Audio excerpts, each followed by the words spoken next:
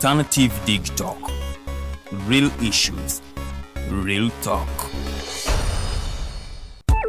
Onaba wakolo atabe kula bonita abiri munana kuno mwezi tuliawo kula bonita bambi tukubukinze ololuna kutukwesose obuwagizi botuwetaga era tukwesunga tusoka nabato kuyingira mutwalo January 28 ate main show ebiri kwetano tebo ya tano charite concert eno yansonga lwatunyumirwa kwobokera tugenda kubasesa kuwulira bubi nnyokolo.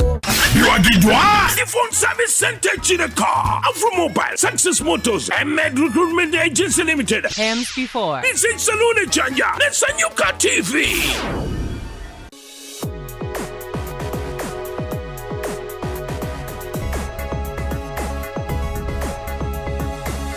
The Alternative Dig Talk.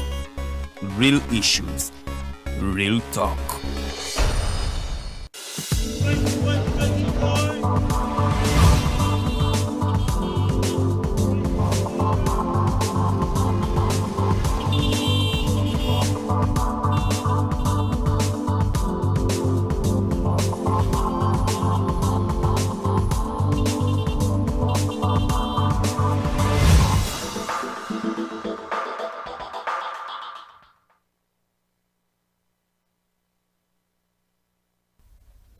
Amacha malungi abatukereddeko ku mpewo zaffe za The Alternative Digital Farida bikoberege manya gange njagala okubaaniriza era nga mbategeeza nti we are live on Facebook kasobola ogenda ate munange not following no kumanya biki ebimaaso ofite tuba na budde obulaba amawulire otuke wako obudde bugenze obanga obudde bwa mawulire buyiseeko so munange we bring wono mu convenience yo oli mu jam otambula ogenda ku mulimu oli mu office esobola okubanga ate tukolera wrap up ebyabaddewo olunaku lw'eggulo gw'abatasobodde kulaba amawulire so nno olw'ensonga eyo osobola okubanga ate otufollowing ku The Alternative Uganda Facebook page oba TikTok TV ojja kubanga ate otufuna bulungi nnyo live ku YouTube osobola okutufuna ku The Alternative Uganda osobola ogendayo no subscribing nobeera nga ate munnange ofuna shows zaffe zonna eziba zigenda maaso wane ntuba twogera ku nsonga nyingi nnyo nsonga za national importance mbeera mu obulamu mubeeramu ensonga eziri spiritual eziriowo emyoyo tubeeramu n'ensonga za government ensonga z'ebikukwatako gwenga omuna Uganda so nonkubiriza nnyo shows zaffe zino ziremenga ate kuyitako osobola okubanga ate osettinga ka notification button ako ne basobola okubanga bakuwa notification obanga bakuwa obubaka nga bakujjukiza nti munnange banga bakutegeeza nti Alternative eri live nosobola okubanga ate otugoberera bulungi nnyo olunaku lwaleero lwakusatu ebeera Women Crash Wednesday here at Digital ojja kubanga negatibwako omumbejja Lilian Luwedde ate lwaleero tugenda kwogera ensonga nyingi nnyo naye nga zikukwatako ggwe nga munnauganda so ngenda kukusaba nnyo okozesa inbox sobola okubanga ate discussion yaffe etunyumira bulungi nnyo olunaku lw'eggulo mukolo president wa Uganda Yoweri Kaguta Museveni munnange olukungana lwa G77 plus China lwakomekerezeddwa era nga President Museveni ye chairman for the next 1 year of that group of 77 plus China era ngono yeyamye okubanga agenda kubanga ate yakulembeza ensonga 3 nga ate ku kisanga obuyinza nga chairman wa group eyo wa G77 plus China ono yategeezezaako nti agenda kubanga afannyo ku nsonga ya infrastructure okulaba nti ate infrastructure zibeera ku mutindo kulaba nga markets zibeera nga zili connected kulaba nga nti ate goods and services zitukira ddala ku bantu obanga abantu ba accessinga obutale okulaba nga ate munnange ebyamaguzi byabwe bitambula in and out nga ate tebifunye kutataganyizibwa konna ono n'atugamba nti nesire ddala agenda kubanga alisa ku production of goods massive production kitegeeza nti munnange fe abali amwe ndowooza babadde babuuza ffe tufuniramu wa omukulu yamenye ensonga ezo 3 era nategeeza nti agenda kubanga ate aziteekerako ddala essira era ensonga esembayo ya ensonga ya markets agambye nti agenda kubanga akola ekisoboka okulaba nga anoonya obutale olw'ebyo obutale for those goods ezijja okubanga ate ziproducingibwa so no munange gwali mu production it is your time to do massive production kubanga omukulembeze w'eggwanga yeyamye okulaba nga ate anoonya obutale okulaba nga ebintu byetu producinga ebifuna akatale obanga bifuna abo ababitwala ono nno yayiseeko ne wali ku parliament olunaku lwa Monday ekiro gye yabadde n'akukulumira ababaka ba Asori abakulembeze ba opposition okuli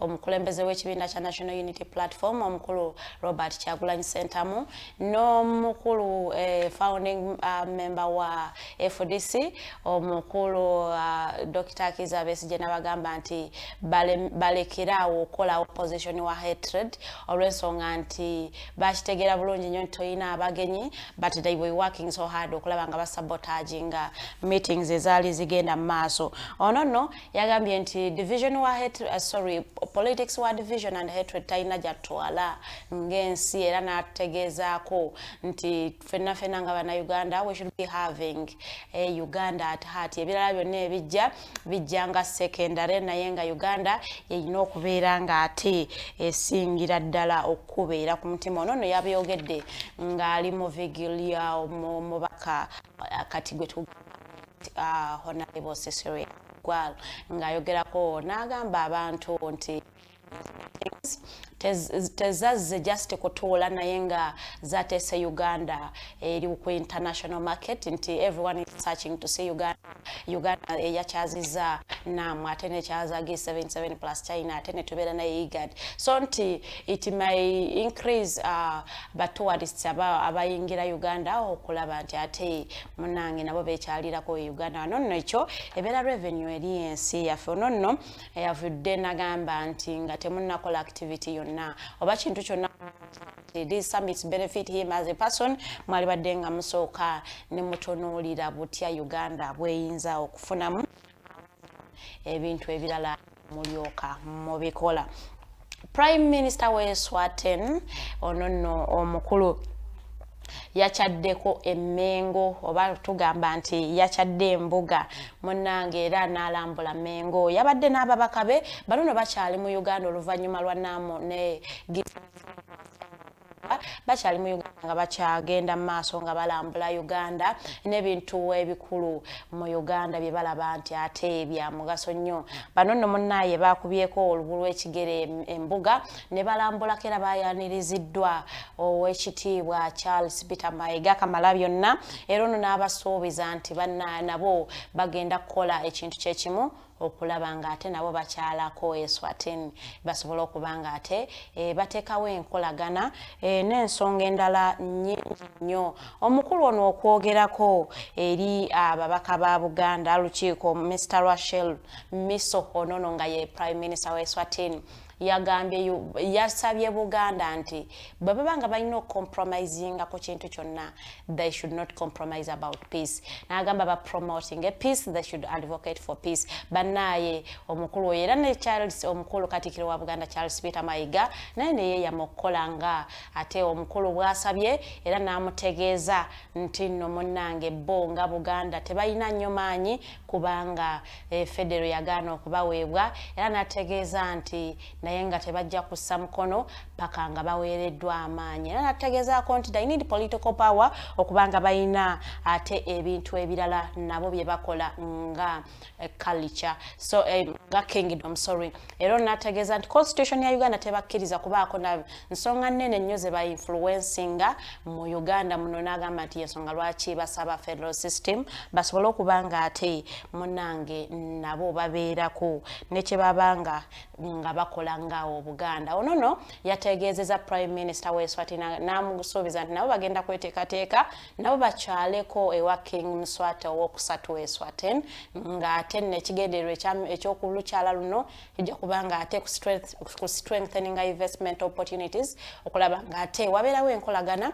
wakati wa Buganda ne Eswatini boogere ne ku butya Uganda bwesobola Buganda nga Kingdom bwesobola okubenefitinga mu relationship yaabwe ne Eswatini. So no ebyo byabadde emmenge eyo abakulu bannaamu mujja kubanga mukyabalabako mu Uganda wano abamu bakyabeera nga sorry abamu bacha visiting ebifo ebikulu mu Uganda, so endowooza nti they are leaving some dollars wonna we bali mu kugenda bali mu kuleka ku dollars tourism eleta sente, so don't forget to smile batuganda to smilinge so kubanga abagenyi baffe tetubakanga so ebakyalako eyo tubanirize bulungi nnyo tubawe that hospitality gye tubeera twewaana nayo mbu Ugandans are hospitable tukyolese ku mulonde guno nga tulina abagenyi mujagamba lwaki batugamba okusmilinga no you need to smile because kikuyamba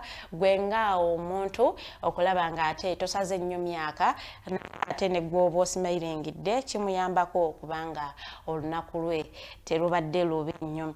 Oppositionship whip mu parliament omukulu Honorable John Baptist Nambeshe ono yavuddeyo n'ayambalira aba religious leaders n'abagamba nti mwe mufayirinze bannayuganda olw'ensonga nti mwefudde bakirikidde munange nategeeza nti ku bibi byonna ebigenda maaso gavumenti byekoze bannayuganda ate mmwe ba religious leaders temulina kyemwogedde okireetedde bannayuganda okubanga ate banyigirizibwa ekisusse ono n'okwogera ebigambo bino babadde mu meeting gye babadde bakoze United Forces of Change nga bakyaliko National Religious Council Religious Council meeting eno bayogedde ebintu bingi nnyo n'abagamba munnaye bano balina okubanga ate batwala example ne babeeranga Archbishop Jalan Lumu ono ne yayogeranga ebintu in public olw'ensonga nti munnange ensonga ezigenda mu maaso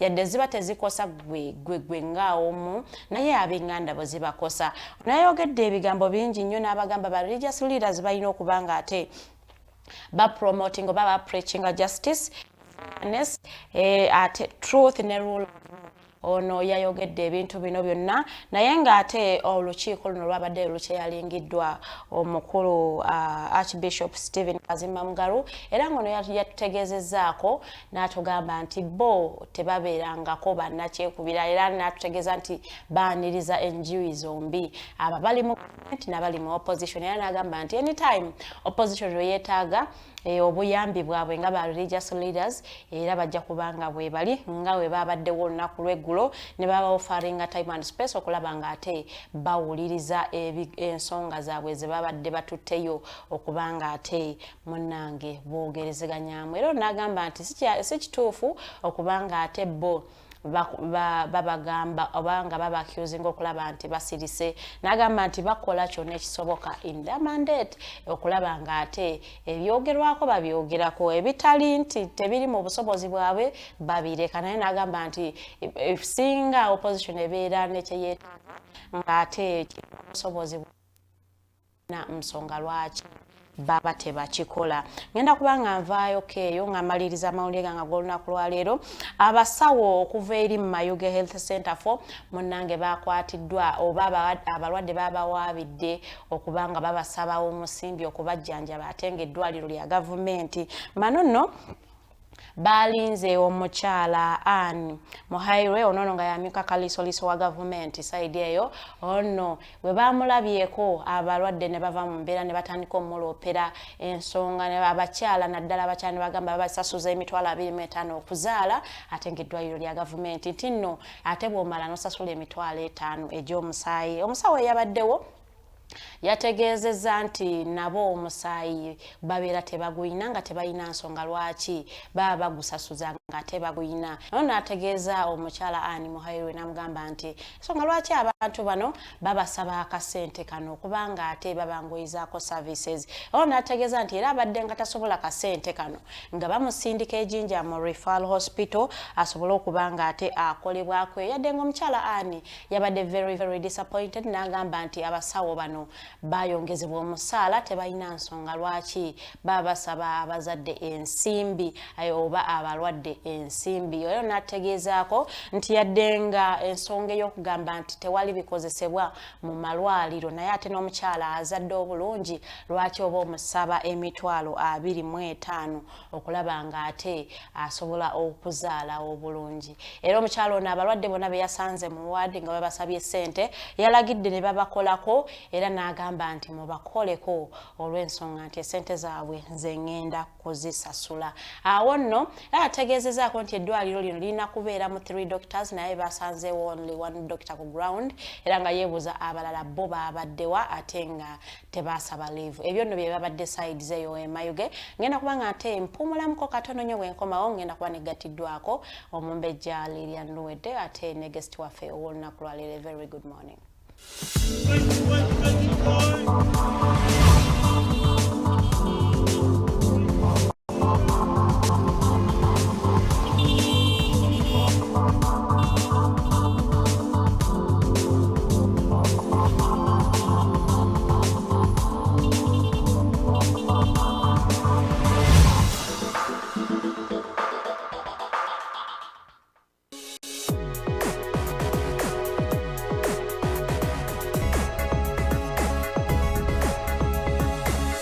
The Alternative Dig Talk. Real issues, real talk. Looking for a pair of shoes? Les Hub Stores has a wide range of selection for unisex footwear. We have the best quality of all brands at pocket-friendly prices and we make deliveries countrywide. Just place your order or reach us on 0772 08 0090. You can also check up at Les Hub Stores on all our social media platforms. Les Hub, craft your own footprints. Are you craving for that special meal that will entice your taste buds and leave you with lasting thrilling memories? Look no further. Spice Island Bulenga has got your answer. Natural, fresh and delicious juice, the best meals. Don't miss our daily specials from Monday to Sunday. Pizza Wednesday, Saturday Pizza Bonanza, you buy one and take two. Come dine with us and feel the experience. We are located at Prime Shopping Center in Bulenga, Mitiana Road. For inquiries, call us on 0704 11 1720. Spice Island, we treat your cravings. Onaba wakolo atabe kula bonita abiri kumunana kuno mwezi tuliawo kula bonita bambi tukubukinze olwolunaku tukwesose obuwagizi bwe tuwetaaga era tukwesunga tusooka n'abato kuyingira mu twalo January 28 ate main show ebiri kwetano tebo ya tano charite concert eno yansonga lwatunyumirwa kwobokera tugenda kubasesa kuwulira bubi nnyo kwono. Ayogedde the phone service center Chireka Afro Mobile Success Motors and Med Recruitment Agency Limited. Hymns before. This is Salune Chanja. Let's Enkyuka TV.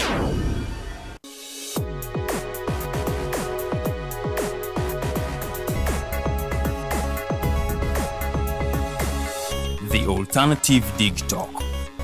Real issues, real talk.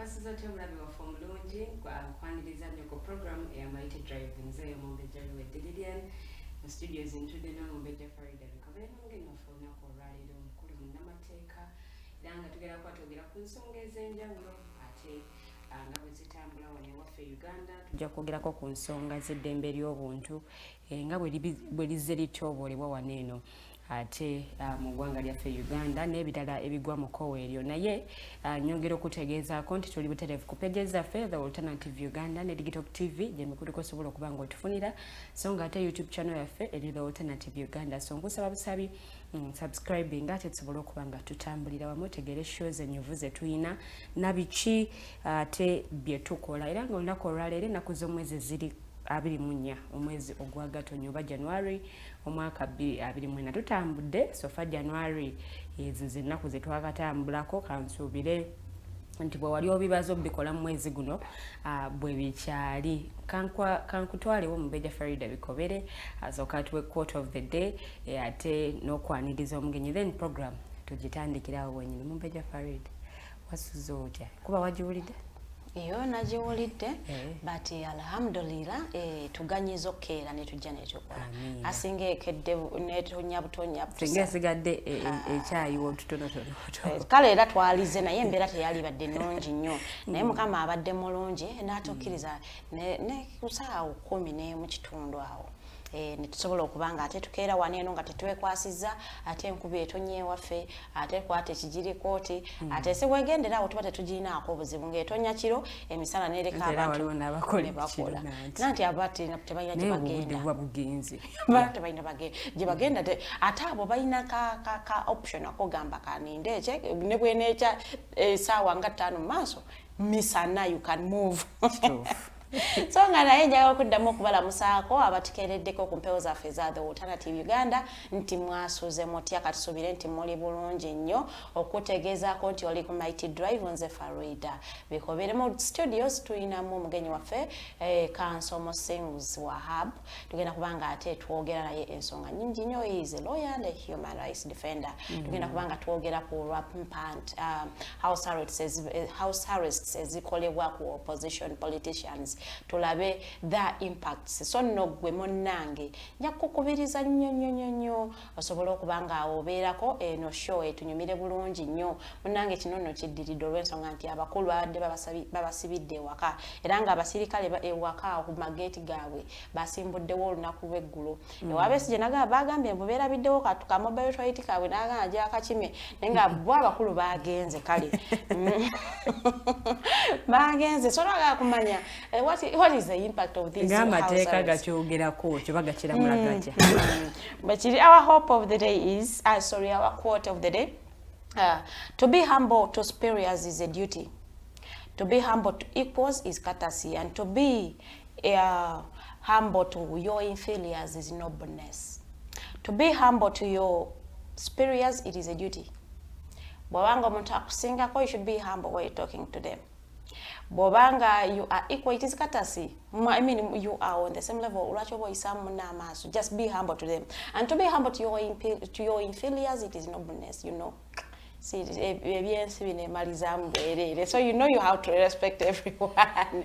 So that is the quote of the day. Again, okubanga te tutambuza olunaku lwaleero gwe bwekubekubemu olabe abantu obayisootya olw'okuba oyinamuko akamotoka so you think atambuza ebigere si muntu so kakota akakutuulemu so olw'okubanga ate weefumiitiriza olabe how do you treat people abantu aboosingako ko abakuli waggulu obayisootya bw'obanga oli mu kampani kirina wa kampani y'omuyiso otya oso muyitako n'omubuuzaako ba you think kibakakatako bo okubuuza gwe tolina kubabuuza because you are above them so no gwe abayita ku kkubo omukyalo oyo alongose ekkubo omuyisa otya omuyitako n'omubuuzaako oba oyitawo bw'ava okwera n'osuulayo ekisaaniko because I mean asasula okwera awo kwota eyo ekutuulemu sobola okuba nga ate weefumiitiriza bulungi nnyo okyuse mu bikolwa byo kubanga ensi eno ffenna tugenda gikungulako makoola tetulina terugitwala twala lunaku lumu tujja genda nga bwe wajjanga n'engoye ez'ebbeeyi oba emmotoka ozirese ku nsi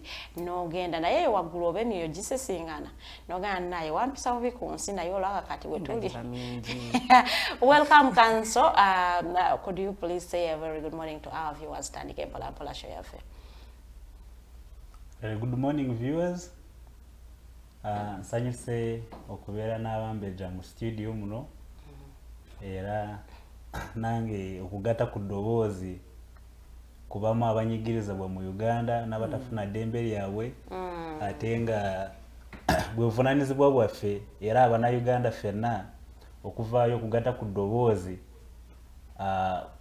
ku ddembe lirwa nga tulaba nti si kituufu wadde ebikolebwa ebituufu bingi naye ate n'ebibyo nabyo tusaanidde okubyogerako.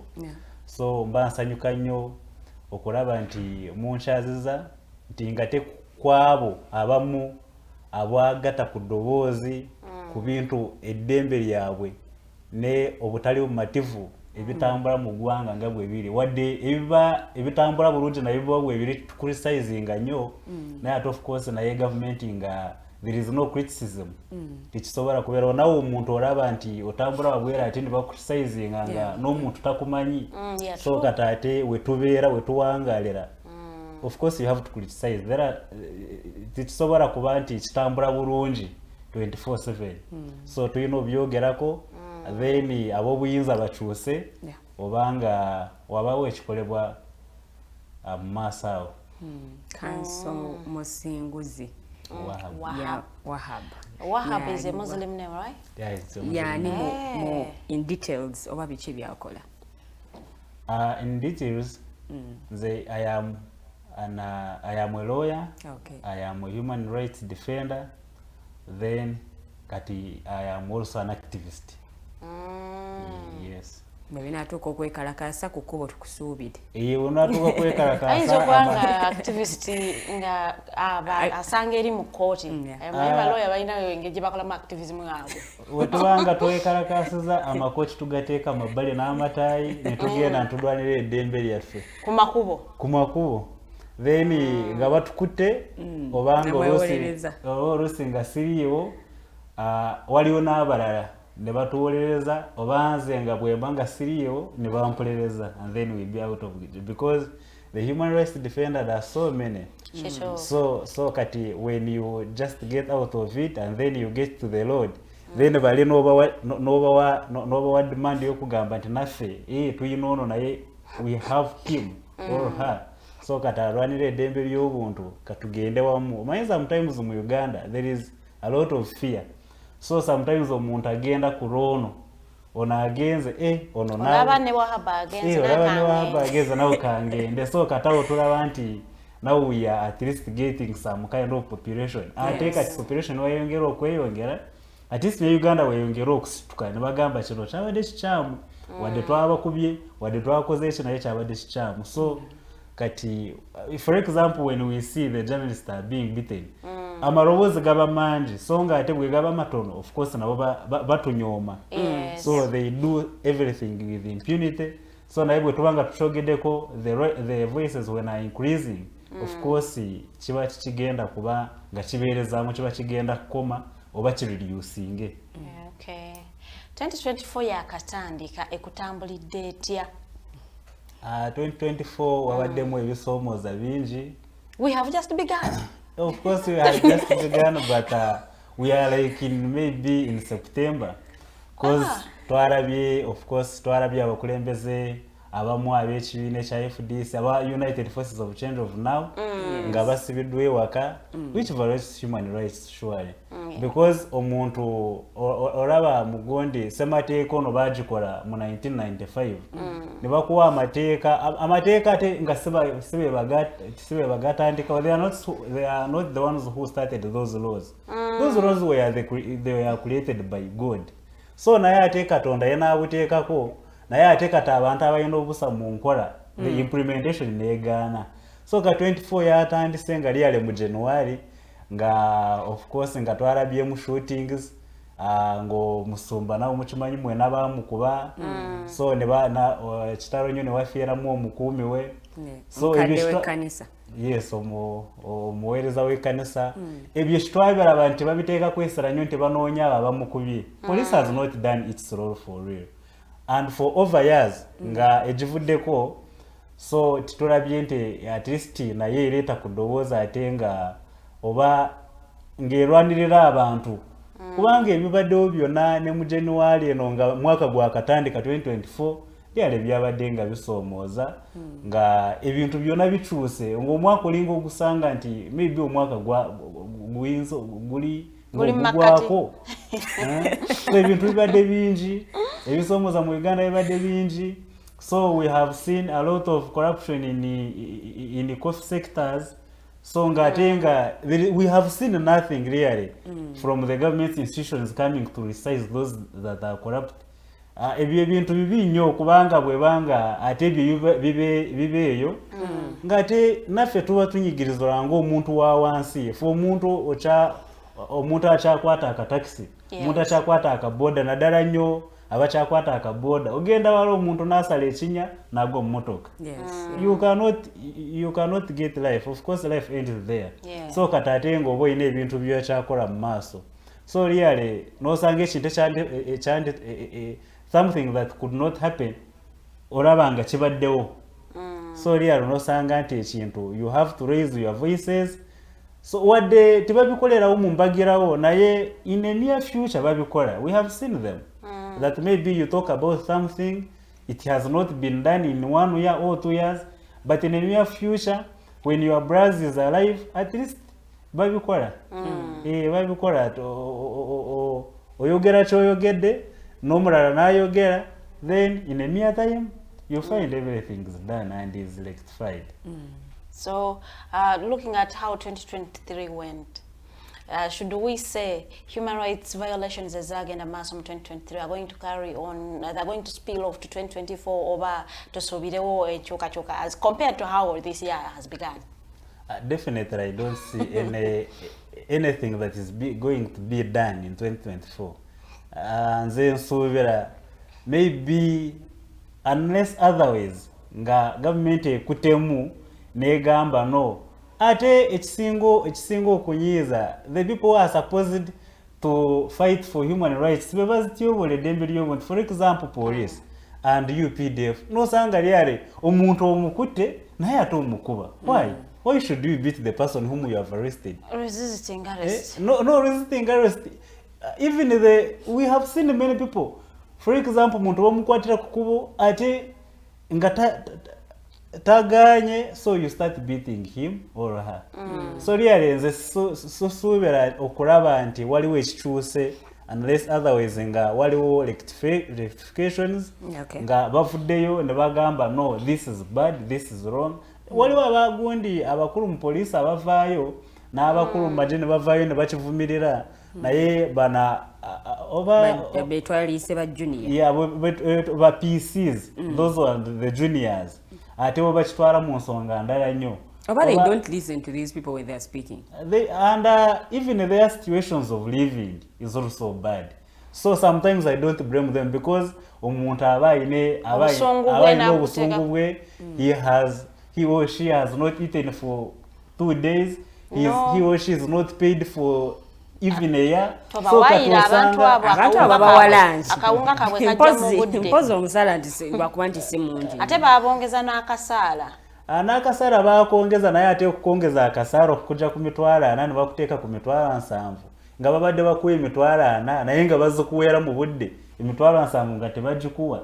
So kati osanga ng'embeera gy'obadde olina ng'ofuna emitwalo 2 naye ng'ozirina lyalenge ekyuse nnyo.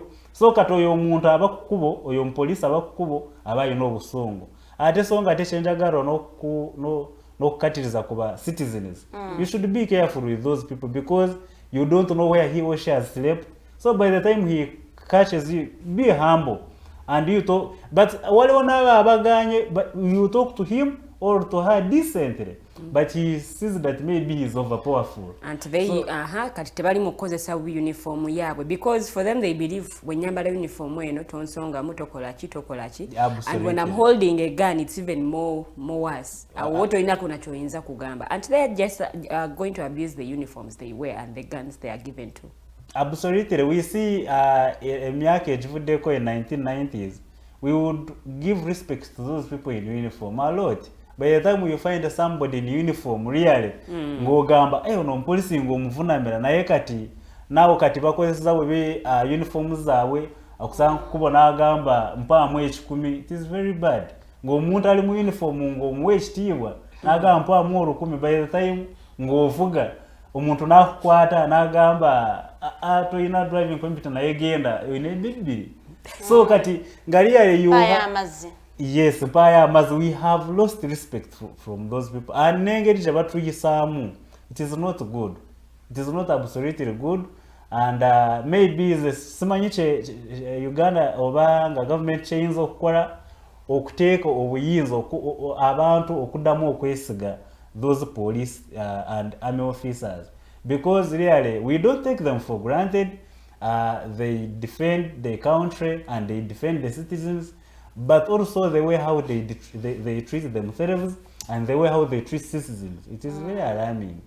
It is uncalled for. So kati singa baddemu ne beetowaza, singa baddemu ne badda mu mbeera zaabwe, n'abangi sometimes abangi babakozesa ebiragalagala. So kati omusanga ng'avuddeko. So ng'ate edda mu polisi nga oba mu magye bobanga wale okozesa ebiragala, they were cautioning you. But now things have changed. So sanga omuntu akozesa ebiragala, but he also wears uniform. So kati kireetera abapoliisi abo baba kumaddembe nga bakozesa uniform yaabwe. Oba they are not trained enough when it comes to things to do with human rights. Nga bote bamanyi nti bwakwata nakuba oba nakutukuba batuuni oba nakuyisa oba nakwata mu nkwata etali nnungamu. Awabati obodedembedi. Now as we see sometimes ndatera nnyo okulaba waliwo ekiwandiiko kye baayishuwinga on Muslim property. Museveni n'agamba nti common sense. So even when they are not trained, even when you are not trained, sometimes you have to use your common sense. Now what is the implication? What are the implications that are going to be out of this? By the time I'm going to beat this one a batoon, omuntu omukuba batooni mu mugongo. Yeah, do you think that it is fair? Omuntu kigwe kyotayagala kikutuukeko, then kati n'oyagala kituuse ku mulala. Kubanga when you see nti omuntu nze mukubye batooni oba mukubye waliwo akagu ke batera nnyo okuba nako kana kawaya ntooka mukubye, how do you feel when somebody also returns back? Ngo kalina nange kalina ninkakuba nange ninka no trainings. Yes, so kati ate mu trainings I think monaku zino I think over they are not trained well, because those officers, I think the way how they should be trained, they are overpowered by than citizens. Ngo muntu boba kiraba bulala, by the time somebody tells you now you park there, then no mugamba katoka soka veo yaba araba nti now you are criticizing him or her. Or gundo gambye ki, so you feel like maybe you have created a very big offense. Now okumuddamu, so ngate we have to exchange words. Yes. Because sometimes when you see him or her that he or she is doing bad, you have to criticize him or her at least next time to do good. So na ino sanga when you criticize ate ni kifuuka kizibu, then katawe ni mujawo kurwanangana, which is very bad. Okay, so let's talk about these opposition leaders. Bebasinzo ku facing obokuwulira ku bukambwe bw'abakuumaddembe when it comes to human rights violations. So this incident katene yakabaawe y'abakuumaddembe okugenda maka g'aba opposition leaders, because they had said bagenda kwekalakaasa in peace. Ne basalako amaka gaabwe, you're not allowed to move out. That was at Kizza Besigye's place, ewa Honorable Kyagulanyi newa Lord Mayor Elias Lukwago. Don't you think that oluusi or at times kyetaagisa, for example, tubadde n'abakulembeze kuva mu mawanga ag'enjawulo, and there have been meetings ezigenda maaso. Don't you think at times kyetaagisa because these leaders badde bayinza okusabotaaginga enteekateeka eno in one or the other? Yeah, well, bw'osanga nti mu ggwanga obanga ewaka ow'omuntu oba ewaka ogenda kukyaza abagenyi ate ng'omugenyi asanga nti oyere olugya, of course it gives bad impression. Ate n'osanga nti abaana ewaka babadde tebalya nnyama, so kati omugenyi agenda kujja nti kati gw'ofumba ennyama. How do you expect the children to behave? Of course ogenda kusanga nti oli agwa mu bakuli ora agwa mu kino. So bano gundi abakulembeze kye babadde batulaga, they do not have to respect those visitors more than the citizens, because osanga citizens nze nteekamu omusolo ogusinga aba visitors. Nze citizen yakamala emyaka egiwera 2 mu Uganda, so n'osanga ate nti engeri gye bampisaamu babaagala yenze atambulira ku makuba amabi, yenze aba atambulira ku saapolo kagwa, yenze aba atambulira ku binya, kati oli agende nga yeeseeya ng'agendere ku mukeeka. No, I have also to be on that much. Yes. At least okulaba nti nange mpisibwa bulungi. Tosobola kugamba omugenyi azze nti ate nze ndi ebijanjaalo ate kati nti abagenyi balya ennyama. It is really uncalled for. So kati bano ababadde nga abakulembeze baffe, the likes of Dr. Kiza Besigye, the Road Mayor Erasto Lukwago, Bobi Wine, and those ones who were held under house arrest, they had been doing what we call the peaceful demonstrations. Kati bw'olaba enjingo ya 29 mu constitution yaffe 1995 ewa omuntu obuyinza obwekalakasa mu mateeka. Olina okwekalakasa mu mateeka, tokoze musango gwenna, naye ate amateeka ge baateekawo mu constitution yaffe tebagagoberera. So kati ate nga tulina okuvaayo nga citizens okulaba nti constitution tugidefendinga mu nyingo y'ekusatu. So kati bw'olanga tugidefendinze oba olya mu nsi y'olukwe. So kati bwena kubanga nze nejo nayisiza ekiwandiiko nga nchowa police nimbagamba nimba verdict ya naku 2 nga amajagu tegavudde ewabakulembeze baffe kubanga bakulembeze baffe. So kati bwanga tegavuddeyo, of course we have to hold a peaceful demonstration. It was going to be held on Monday, but fortunately now we didn't bavuddeyo because bwembanga nsirise nga ate waliwo ekibe ekikolebwa. Of course kati mba nteekawo kye bayita president nti nange encha, because we are still these people that we are fighting for, they are in the evenings. No bwaba President Museveni naye ali mu evenings, so they need more youth. So kati nze nga youth bwembanga ndabe nti waliwo there is any human right that is being violated, of course when I keep quiet mba netuddeko nange mba ndaba nti sina kyenkoze. Encha bugenda kukeera encha kumacha nga nange kenyine bansibira munju ng'abantu tebamanyi lwaki. So kati ekisooka kya byonna tulaba baali bagenda kukola ki? Abakulembeze abo abasatu abasibidde mu nyumba. Ekyokubiri tulaba baali bagenda kwonoona ki? So kati ekisooka tulaba nti baali bagenda kusimba ebitooke mu kkubo. So ebitooke okubisimba mu kkubo, was it relevant? Was it necessary? Absolutely it was. So kati was it necessary at this time when we have visitors? Yes, it was necessary because they decided to work upon this Entebbe Express highway and they left Saapolo. Where osuubira n'okuyita ku Saapolo, osuubira n'obutayita ku gundi ku express highway. You expect me to pass on Saapolo and then the visitors to pass on express highway and then I sit down and I feel okay? Oh, absolutely I cannot feel okay. So kati, but isn't express highway in Uganda? You would benefit in one way or the other. I cannot benefit when myself nga kubanga omuntu osooka kweyagala. We have people have used that road nga bagenda ku kisaawe Entebbe. People have used that road nga bagenda waka. They don't buy anyone from naye ate tebasobola kugaana okuyitawo. Naye ate kati garamalala agaana amabi kubanga twalabye ate government nze kyenalabye mu government by the time they do those things kati basitukiramu twalabye nti waliwo emmotoka ebigendayo nibikola gwa makubo Afrika twalabye incidents nze jenva erukunjiri waliwo omwana yafudde the clinical officer very young nafa emotoka yakubye ekinya then kati he lost the life. Really it was very bad. It was bad. Okusanga nti omuntu emotoka ekubye ekinya nalabye n'aka video kabadde katambula nnyo ku social media. Emotoka ya polisi yakubye ekinya omupolisi n'avaamu n'agwa mazzi. So kati oyinza okusanga fe abana Uganda we have that thinking that when those leaders are fighting, they are fighting for ourselves. They are fighting for ourselves, and chetu okutegeera that they are fighting for all Ugandans.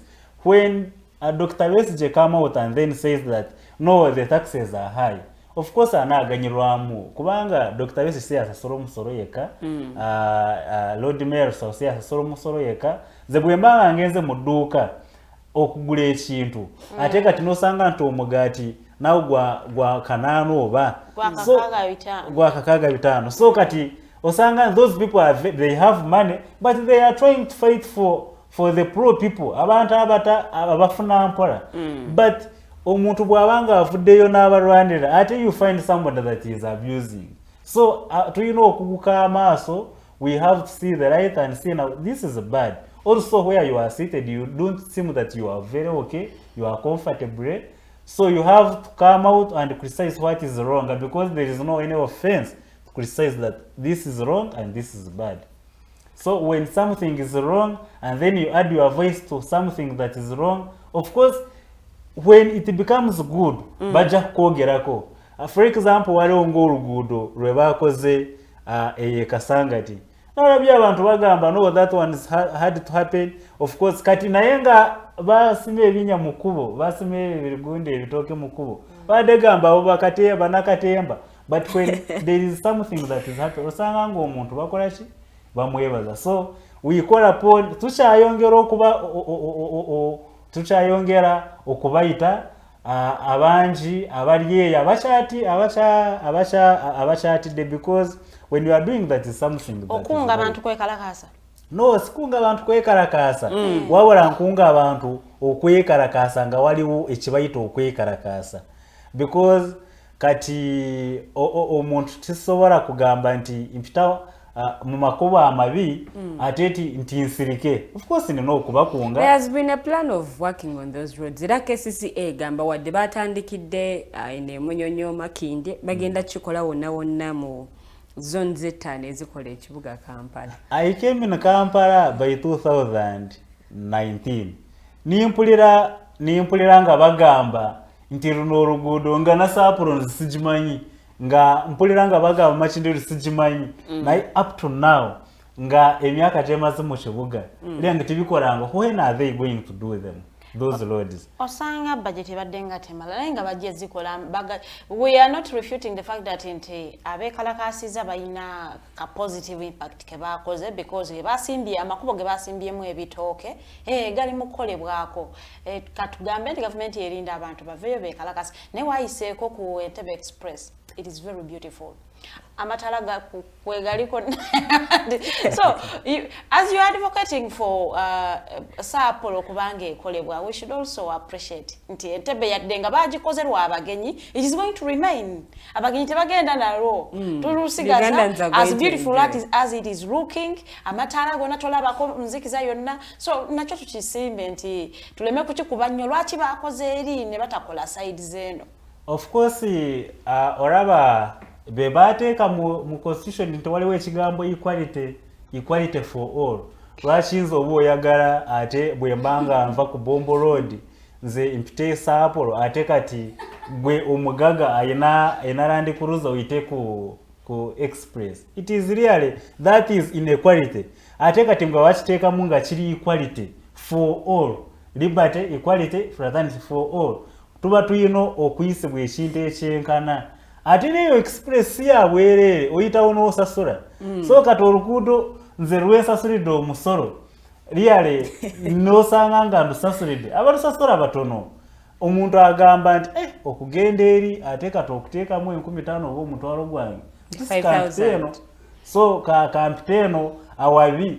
so kati nosanga there is also a condition, there is also an exemption yokuyita mwawa makuba amalungi gagenda kusigalawo yes ate naye gagenda kusigalawo nga gakosebwa abantu abatono olaba zino emotoka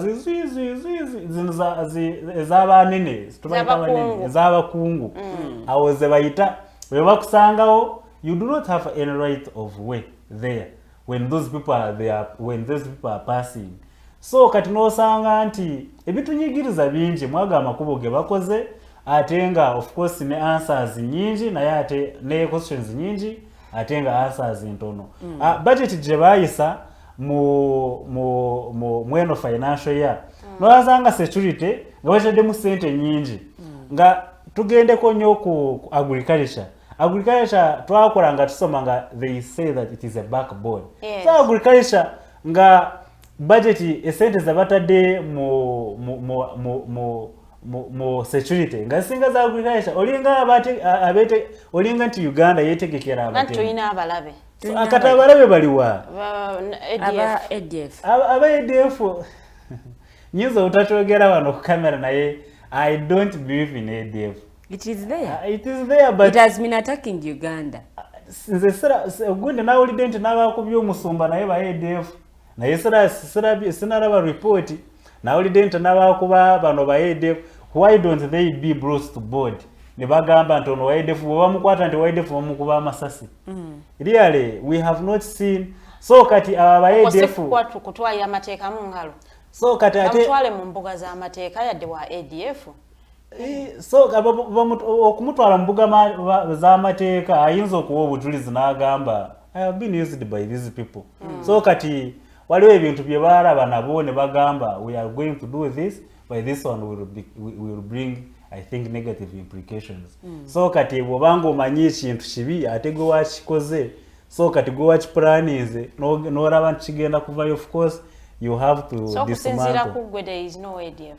Okusinziira ku nze tetulina balabe kabinja ka ADF. Eggwanga buli lwanga lyonna lirina okubeera n'abalabe.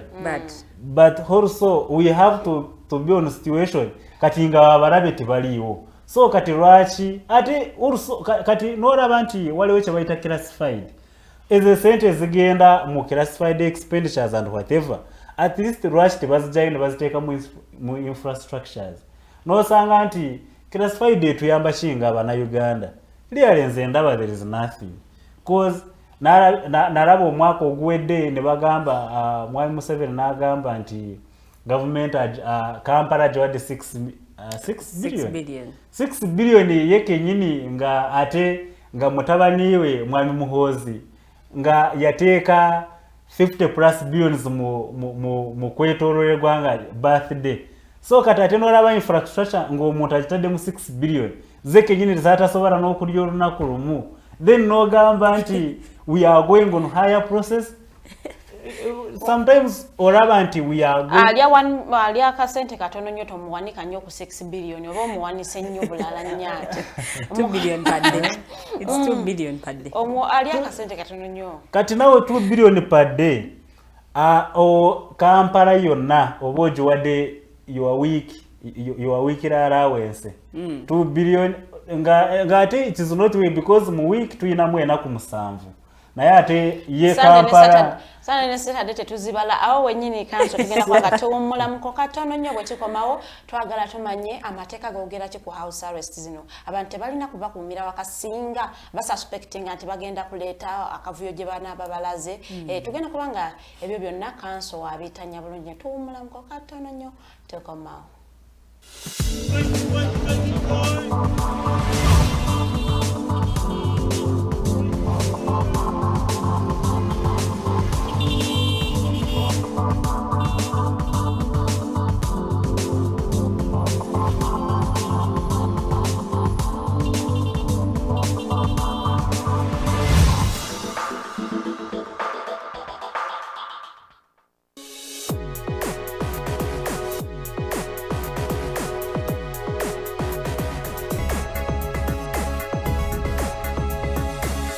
The Alternative Dig Talk.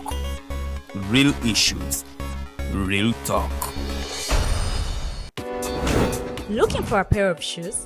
Les Hub Stores has a wide range of selection for unisex footwear. We have the best quality of all brands at pocket-friendly prices, and we make deliveries countrywide. Just place your order or reach us on 0772 08 0090. You can also check up at Les Hub Stores on all our social media platforms. Les Hub, craft your own footprints. Hi Rogers, can I ask you something? Shoot. What does corruption mean? Well, summarily, corruption is abuse of public power for personal gain or for the benefit of a group to which one owes allegiance. For example, when a public office is abused by an official accepting or soliciting a bribe. By the way, private people can be corrupt too, like bribing police officers to escape fines. Okay. So exactly how does that concern me? Well, do you pay taxes? I guess, yeah. What does that have to do with this? Everything. Because those taxes you pay are supposed to facilitate services you use, like water, electricity, roads construction, medicines in hospitals, name it. Okay, that is much bigger than I thought. But it can be stopped, right? Well, yes it can, although it may not be as easy as it sounds. And here is the reason why. Corruption roots are grounded in our country's social, political, economic, bureaucratic traditions and policies. So, what has kept it going this long? I mean, why don't we stop it? Well, the main reason why it has been here for so long is because institutions are weak, either as a result of poorly defined ethical standards of public service, weak administrative and financial systems, or ineffective watchdog agencies. What can we do to stop it? At a national level, we must focus on strengthening the independence and effectiveness of public institutions that fight corruption.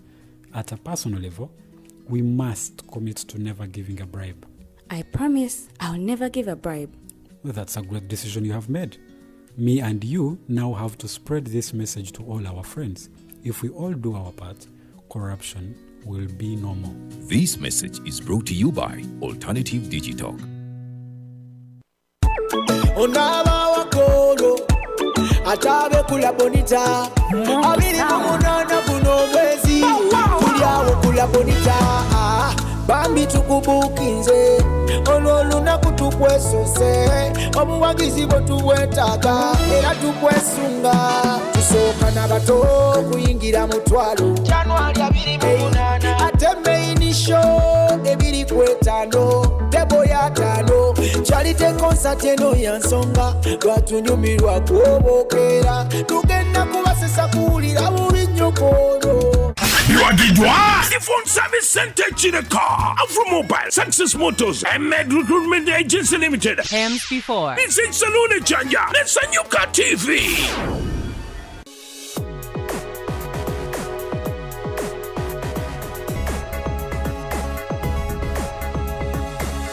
The Alternative Dig Talk. Real issues, real talk.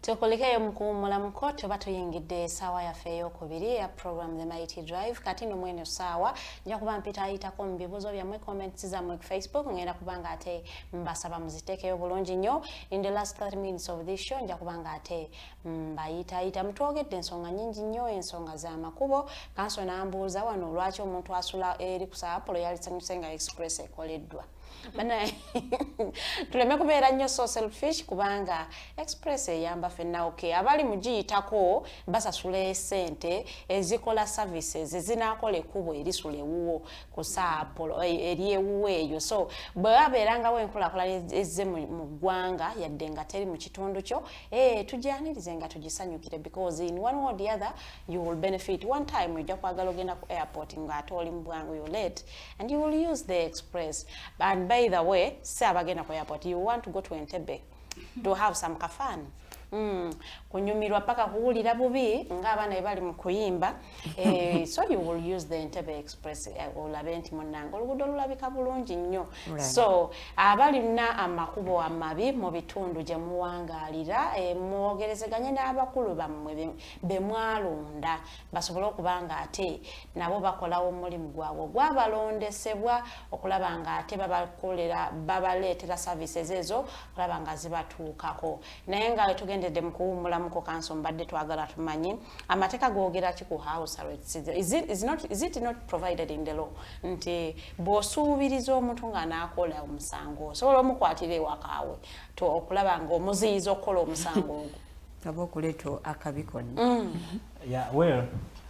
nemu waliwo kye bayita Penal Code Act mu mateeka agatwala Uganda so kati agamateeka gava Britain n'osanga nti yes mulimu nti omuntu ng'agenda kukola musango oba omusuubiriza okukola omusango omusiba preventive arrest so n'omuntu nga omusibidde ewaka omuntu okumusibira ewaka teeka lijje eriri naye lirina okuba nga lisalirwawo kooti the court has to it has to issue its judgment omuntu aba alina okuba ewaka ku maybe ali mulwadde nnyo obanga there is something that is not going wrong in the community so bano abasibirwa ewaka basibibwawo mu bumenyi bw'amateeka definitely it is disrespectful of human rights ng'omuntu asibiddwe ewaka agenda kukola ki for example nga bano be basibidde ewaka abakulembeze ab'ebibiina eby'opposition they were criticizing government for what it has gone bad so kati ekyo n'osangawo omuntu kimusibiza ewaka ekyo kiriyo nze ndowooza ekyokusibira ewaka ate nga n'osanga nti omuntu avuddeyo ku ddoboozi agambye kino kikyamu kati gwe n'omusibira ewaka omuntu okumusibira ewaka of course it is torture it is of course it is human rights it is a violation of human rights because omuntu bw'omusibira ewaka afuna psychiatric injury takola nze ku lw'omukaaga olwedde ne ba-activist banange obanga abadwalira eddembe banange twagenda okumulaba Dr. Kiza Besije naye ate ku geeti ye okuyitawo nawe lwali lutalo tosobola kuyitawo omuntu bamusibidde waka tagenda tayina engeri gy'ayinza okufulumamu afune ekyokulya so kati omusibidde waka ayina of course n'omuntu okumusibira waka ate n'obumenyi bw'amateeka abantu balina okujja ne bamubuddabudda ne boogeramu naye so they give him moral or her naye omuntu okugenda ewaka okumusibira wabweru wa gate kubanga they were not allowing people to enter it was also okusika omuguwa pulling ropes n'osanga nti omuntu police eri wabweru wa gate those people in uniform they are not allowing people to enter it is horrid it is horrid and it is tukivumirira tugamba omuntu bw'obanga omusibidde ewaka nga ate omenya amateeka leka abantu bagende bamulabe twabadde tubiraba mu 2016 awo nga also it was a protest nga waliwo defiance campaign nga waliwo ebitatambula bubi abantu 10,000 zafiira eyo because it was 20 people bali bafa buli lunaku nga babata bali ba protestinga so the rest ne bamusibira ewaka okumusibira ewaka there was no any genuine reason why he should be arrested at home omuntu okumusibira wabaawo there is also the procedures one to follow when he or she is going to be arrested at home and you know these government institutions waliwo procedures zebayina okufolowinga okusibira omuntu ewaka omuntu okumusibira ewaka ayina freedom of speech but in Uganda the problem that we have when there is freedom of after speaking kati nga bwe mbyogedde wano osanga wabweru ne bankuba jake you wonder why because there is freedom of speech you speak what because sisobola kusanga nti waliwo abagenda wano nga bakola ekituufu ate ningamba nti no mwabadde mukola ekituufu nawe kati nawe ninkifuula ekikyamu in Uganda we speak on something that is wrong but when there is something that freedom of speech now is turned into freedom of not speaking omuntu n'obwomugamba nti tugende nawo twogere ku kino agamba ate ngendeyo bankube. Now there is freedom of speech, but there is no freedom after speech. We have seen many people being beaten, the likes of Kakwenza, the likes of who. So ate ebyo ebintu senior council Ladislas Rwakafuzi bya baralwanira mu 29. There is a protest in 29 bakuba abantu ne bakola ki n'abagenda n'abaja mu biki mukomera. So kati ebyo bintu bye yaralwanirira n'osanga nti ate bikyaliwo. So kati emabega ko mwambuziza mu 2024 kino kigenda kukoma. Kino ekintu kyavadda 2006 baati 10,000 z'abantu nga boogera ku bumenyi bw'amateeka ku kutyobola eddembe ly'omuntu naye ate ne 2024 kati tukyabiremu. So kati n'osanga nti what we have to do it is at least to change the government institution. N'osanga nti ekintu kye bali boogerako 2006 kye bali baagala okukyusiza obuyinza. It is also the same thing here. Corruption, whatever. So n'osanga ate ebyo ebintu ebyokusibira abantu ewaka ebyokukuba abantu without an offense committed nga Uganda kenyini nga Uganda bitufirirwa ebintu bingi. We have been denied to be in AGOA for the second time. So kati n'osanga nti now AGOA deal we are out. So kati AGOA deal nga tubadde tuleetamu ebintu bingi nga Uganda efunamu ebintu bi textiles zigenda wabweru ebintu byaffe market we have a global market now but now everything is down was stopped. So n'osanga nti Uganda tufiiriddwa ababyogerako baba bakola bulungi kubanga baba baagaliza Uganda but naye bano abantu abatakiraba balaba nti ate kati ffe ababyogerako abataagala obumenyi bw'amateeka okubaawo. So nti ate tuwala na government. But it's also about the Anti-Homosexuality Act. No, anti-homosexuality reasons as to why major reasons as to why mwagoa nayo batugobye officially. Of course yali endowooza yali lwekwaso y'abana Uganda but it was not brought by those by the US because yamanyi mu AGOA nti it was also on homosexuality. It was on human rights violation.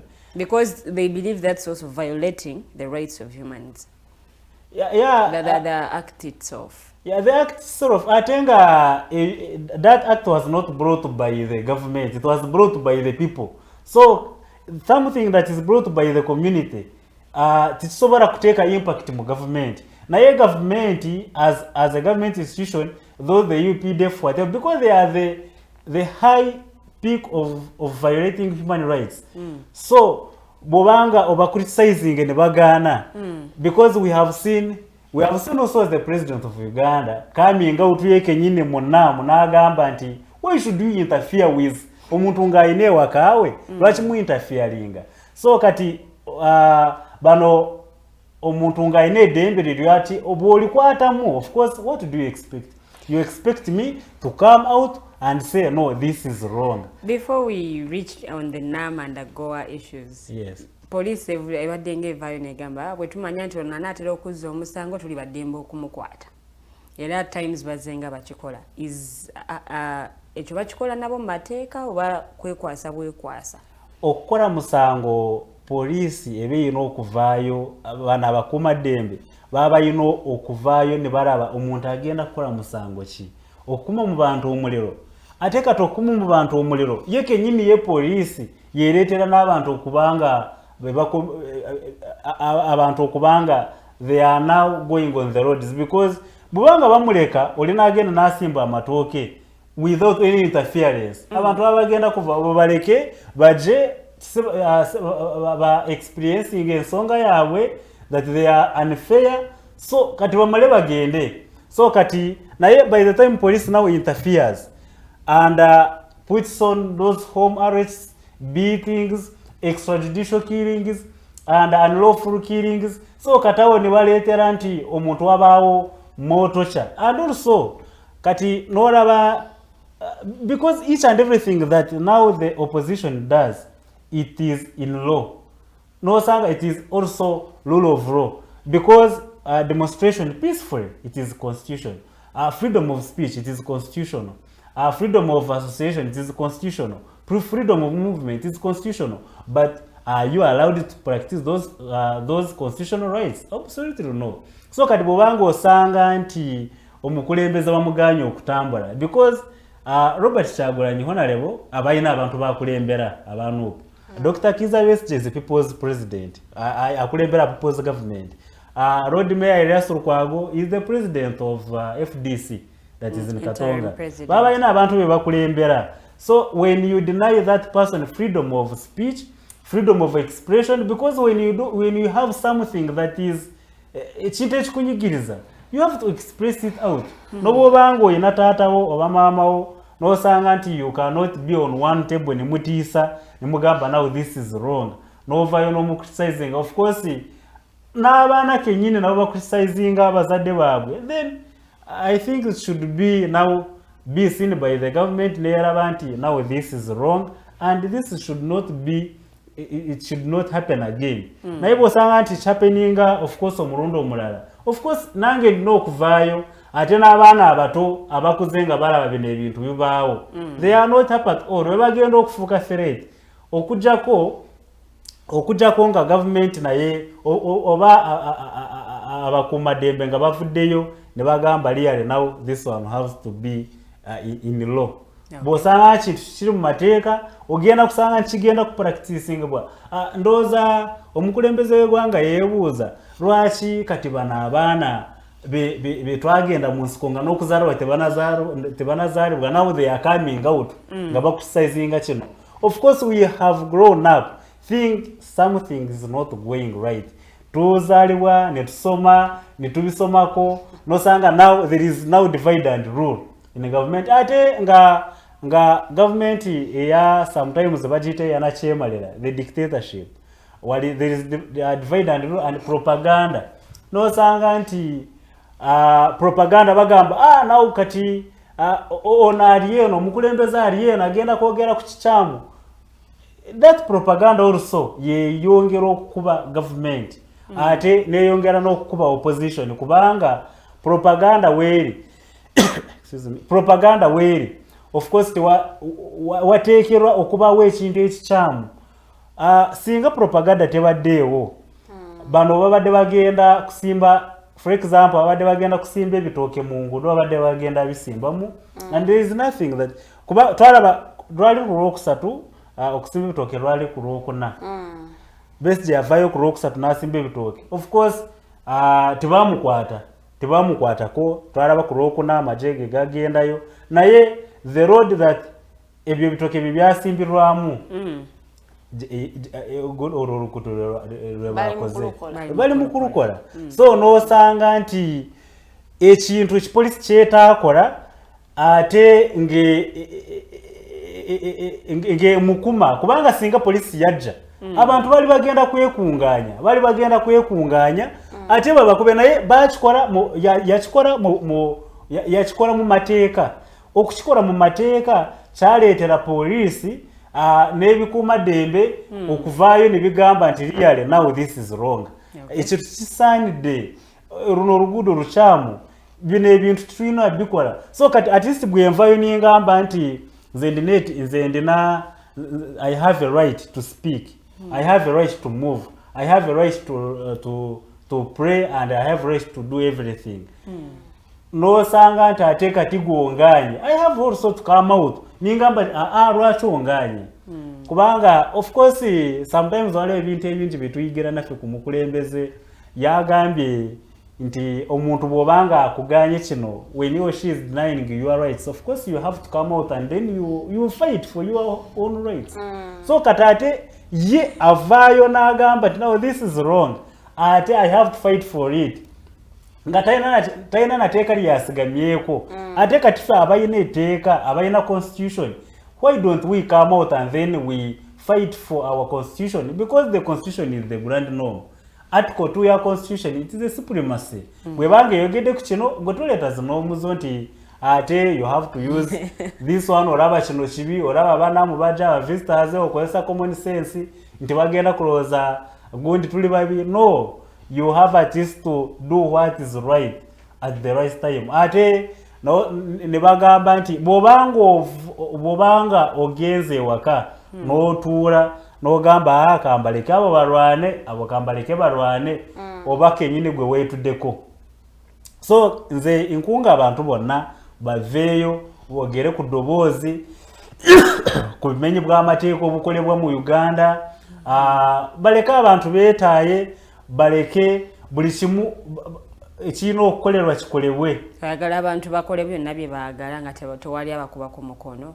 Singa ekintu kiba kikyamu kuba ne kenyini ne President Museveni naye akyogera bwebanga omuntu waliwo ekikunyigiriza vaayo kyogere. Twalabye government ya America ngemu criticizinga these on human rights violations. Ngemu criticizinga mu kintu kyonna.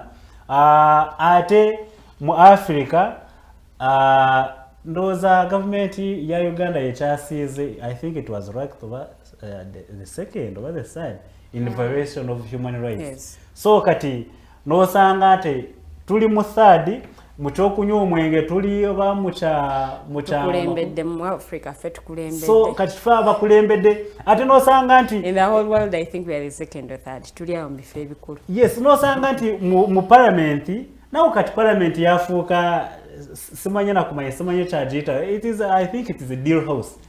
Nosanga nti mu parliament bateeka munye eddembe ly'okunywa omwenge nga tebateekamu ebino ebintu okukuba abanamawulire. Of course nga government egenda mu nakyemalira, there is also censorship of press. Bosanga nti abanamawulire tebalina kukola kye bakola. Bosanga abantu tebalina kukola kye bakola. Omuntu abayina okubanga avuddeyo n'alaga obumativu obutali mumativu ate gwe n'omukuba. Lero osanga nti ate tudda mu government ey'emabega eya 1990s ebyo ebyabatwala mu nsiko President Museveni and the group ate nga bye tuzeemu ate nga tutwabizemu by the way kubanga ze 2016 na ninkyali mu kyalo naye eriyale nimpulira nti ekaseese watibwayo abantu it was millions and millions. Ate kati nintunula emabega nga jjajja waffe atugambe eri nti mu gundi mu mwaka guno gwa 19 manya biki abantu baali bajja ne batujjamu engato ne batuliisa sapatu. So kati kenyini nindabira ebyaliwo ate kati bizeemu. Nawe okegendera ne propaganda yaliwo ku mulembe gwa Amini. Twabisomako history. Twabisomako tulaba ate ngo mulembe gwa Amini abantu abangi abaali bafudde ku mulembe gwa Amini be baali abo abaali nga bavuddeyo at least bo ne boogera ebyali tibiriyo kubanga omuntu yali avaayo n'agamba nti ono abuzirwawo nga tabuzirwawo ate kati nebamuta naye kati ovaayo n'ogamba nti now there are some people who are not in Uganda betutamanyiko abamayitire gaabwe nosa bwaba gwe ng'omwanawo ng'oba omuntu wa famireyo nga taliyo owulira otya. Of course owulira bubi. Abantu abafiirwa abantu baabwe abafiirwa mu accidents mu biki aba political prisoners. Really, I want as government institutions okweteeka you put yourself in those in the shoes of those parents. Ozadde omwana ate bamukubye bamuse, how do you feel really? So this is not a one-man army. It is a countrywide. It is a collective responsibility. We all as Ugandans, at least we have to come and fight for what is not wrong. For what is not right. Bobango, you are there and you are seated, and that is something is going bad. Surely. And you are keeping quiet. Twaraba 2016 nga bezje bamusabako obwa treason. Okuvaayo n'alago obutali bumativu mu mirembe. Omuntu otudde ewaka nga olaba ekintu n'okisirikira gw'abayina okubanga ogulawo obugudo bwa treason. Naye kanso twogedde kuno human rights violations ziri wano buli omu azoogerako naye olowooza okuzimalawo toyina kukola ki? What should be done? What needs to be done? okuzimalawo kali akantu katono nnyo okumalawo human rights violation. What is that? It is to respect the constitution, because buli kimu kiri mu constitution, rule of law. Okuteekawo constitution sisuubira nti oba president Museveni yali musiru oba abaali bakiikiridde constitutional assembly abaalimu Miriam Matembe walimu ono Romushana Sharis sisuubira nti abo baali basiru okuvaayo ne bagamba nti now they are going to present Ugandans in the CA constitutional assembly. So kati constitutional assembly eyali ereetawo ssemateeka and eyali ejjawo the 19 it was 1962 constitution. So kati eyali ejjawo ate nereetawo 1995 constitution amulimu kurespectinga eddembe ly'obuntu emwali mulimu okurespectinga omuntu bw'alina okutambula okuleka omuntu yeetaaye okuleka omuntu ajje ekimujja ku mutima atleast akyogere kikyusibwe sisuubira nti lyale balimu they were disorderly. They were orderly, and something that were put in the constitution, everything was supreme. And buli kimu kyakina okukolebwa nga bwe kina okuba. But bwe twavaayo ne bagamba nti now the constitution is not kati tekyaliwo tekyakola. Ntulaba nti ate kati bakute mu ngingo ya 21 egirimu tebagitadde ku mabbali batadde kino ku mabbali. You have seen that now everything has changed. Nobwoyogera mu Uganda nti kino kikyamu gwaba omukyamu gwakyogedde. Tulabye ku social media nga abacriticizing corruption, but what have you seen that it is being done to cut down with the corruption? Absolutely nothing. But council tugambe nti abantu bano babaddengawo nga they are not respecting human rights obanga tebas respecting a constitution. Kiki ekigenda okuba forcinga oba okubeera ne change of mind tandika respecting a constitution oba okutandika okukolera mu mateeka?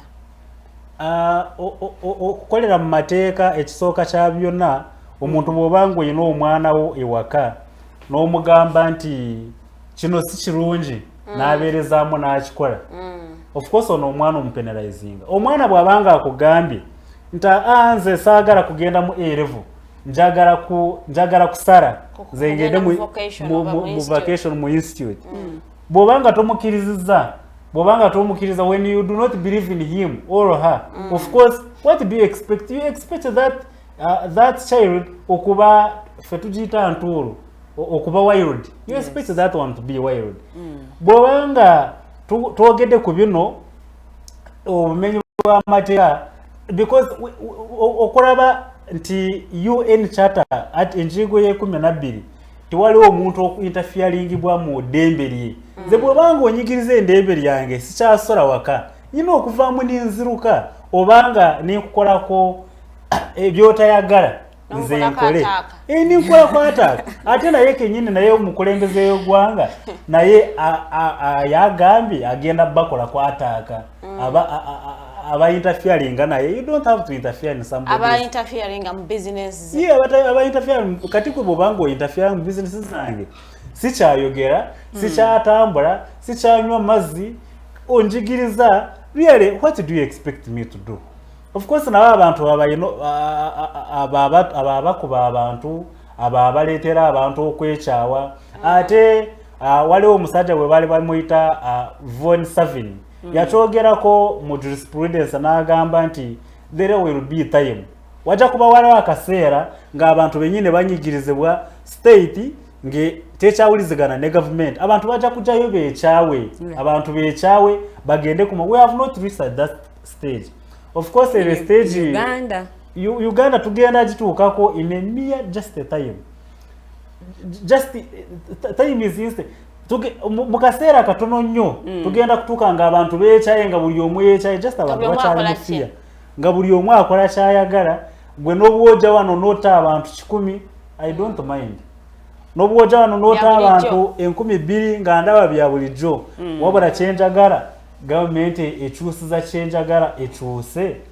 So kati nosanga before that withering of the law and the state, really nze ndaba we have to respect human dignity.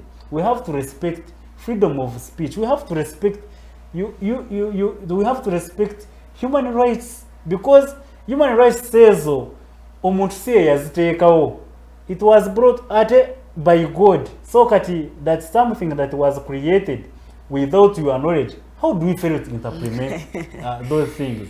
Ng'omuntu nze natondebwawo okuyita wali ningamba sigenda kuyita kala barala kabayitewo. Let other people enjoy those rights. Council Ayogedde kwago watwogedde human rights for the past 1 hour, and that means I want to go into the AGOA Naman the G77 summit. Yes. Ayogedde kwago wanogamba nti kyatuletedde n'okubanga tugobebwa mu AGOA. How was Uganda benefiting ngeri part of the AGOA? Well, mobili AGOA twagenda mu 2009.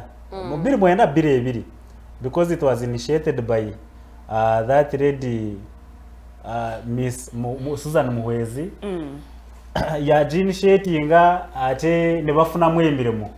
Uganda nefunamu emirimo ate Uganda ne benefiting nyumu AGOA. Twabadde tutwalayo there is textile industries mu Uganda.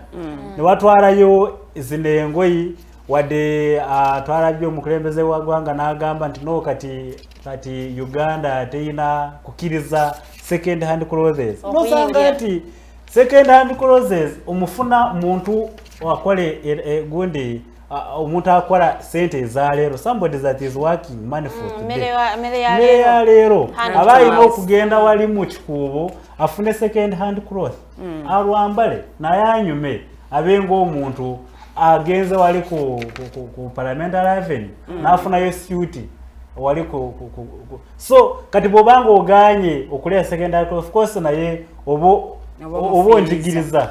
So kati mu AGOA twabadde tujamu at least obutale bw'ensi yonna, twabadde nga tulistaka mu Uganda nga bannayuganda bafuna emirimo. Kyova olaba omukulembeze yatumye ate mwami Lwabogo kugenda okubeegayirira bannange mutuyambe mutuze mu AGOA kubanga twabadde tuliyo sente nyingi, twabadde tuliyo sente mpitirivu. Twabadde tuliyo sente mpitirivu ate nga n'ebintu byaffe bitambula nnyo nga ne Uganda kenyini eyongereyo okumanyikiddwa kubanga nzijukira waliwo Uganda eyanoona billions and billions of money ku CNN nti bagimanye ng'eggwanga just balimanye. So kati mu AGOA ng'osuubala ne China, ng'osuubala ne Turkey, ng'osuubala ne each and every country. Lyale lwaki eggwanga terukumanya kubanga abateera nnyo okugenda ebweru batugamba bw'ogenda nawe mu America bakubuuza where do you come from in Uganda? That one of tebagimanyi. They no longer know that now Uganda is in examine yafadda bwe bakyajukirirawo nti kati Uganda ekyali yamini because yakola ebintu biyitirivu ate n'osanga nti yagoba abayindi, omwami Amini yagoba abayindi, but Uganda still continues to do good, to do well. So n'osanga nti lwaki alenga lwaki yagoba abayindi ate nga n'asigala nga akola bulungi.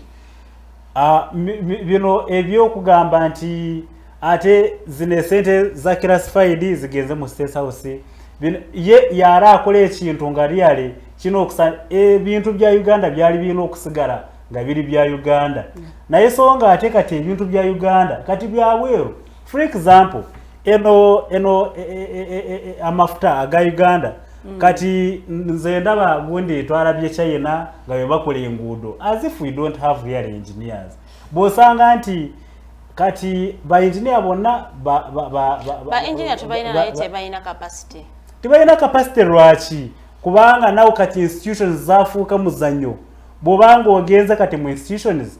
Now I had ku LDC kati nga boss wa LDC agamba no abaana abafunye first class mu universities baba inoko tekebwa wesera banoonyerezebwe bagifunye batya. Ekitegeeza kati mu institutions tulina tubashali mu buyigirize kati ovaamu ngo ina first class ne bakunoonyereza ogifuna otya wawadde enguzi ati which is very true.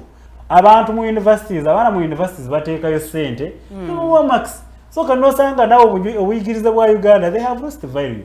Kumba ate abantu baje bwero abaana baabwe ne babaleeta mu Uganda abasomeremu. Uganda had a very good education system. But now kati now it is mediocre.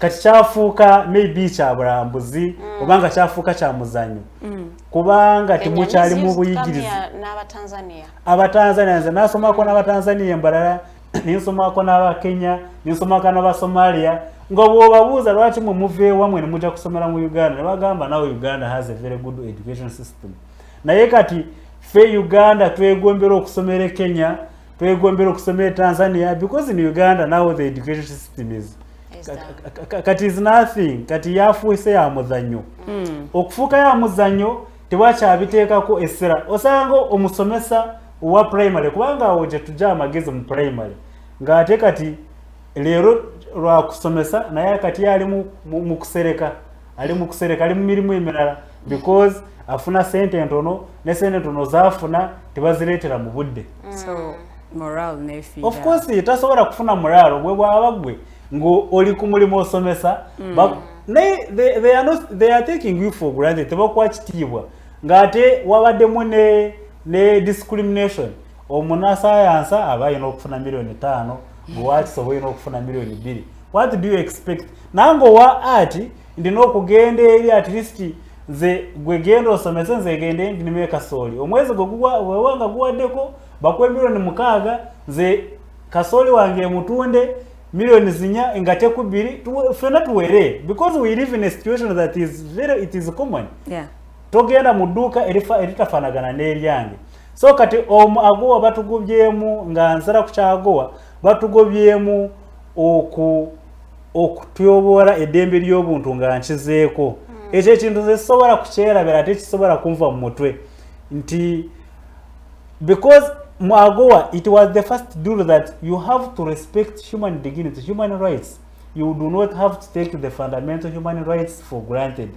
It was the first instant Uganda to go in agowa ekyo kintu bakyogerako it was in a contract so kati Uganda ya breaching a contract nti it is not respecting the human rights and dignity so kati nosanga nti billions zetwali tujja mu agowa n'ebintu ezesente zetwali tujja mu agowa zali zituyambako at least mu infrastructure that is building roads zali zituyambako okugula eddaga mu hospitals zali tuyambako ebintu ebingi but now ndowooza kyovola abantu maybe amakubo tigakolebwa I can say kyovola abantu maybe abantu beekyaye because now the money no longer comes and bwezali nga zijja of course waliwo ekyo bayita now there is a middle class in Uganda and then there is also